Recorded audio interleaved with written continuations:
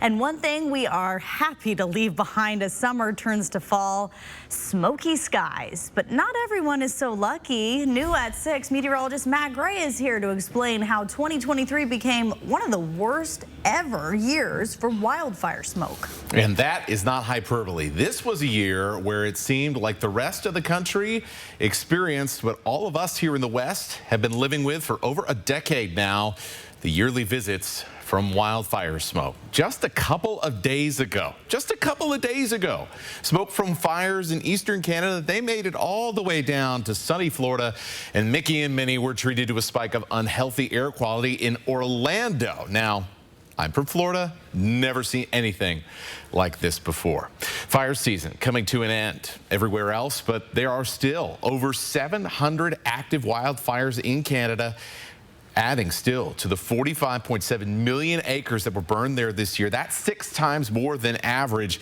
And this extreme fire season up north, it led to the worst overall smoke pollution year on record here in the lower 48 states. Any north wind, it was bringing down a lot of smoke.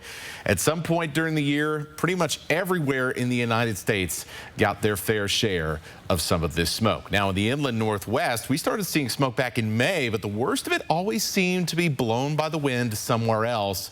Unfortunately, as we all know, that luck did not hold out. The Spokane area had 4 straight days of unhealthy air in August, largely because of the Oregon Road and Gray fires, including the first hazardous air quality day that we've seen since 2020.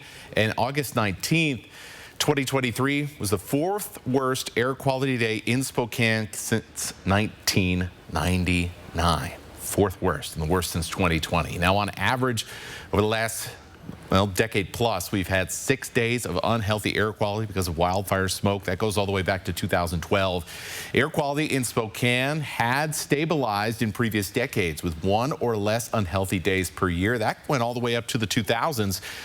But friends, those days are over. Looking at the last 5 years from the EPA, we are at a point now where when we plan out our future summers, we have got to build in that reality that our plans will have to change during those summer months.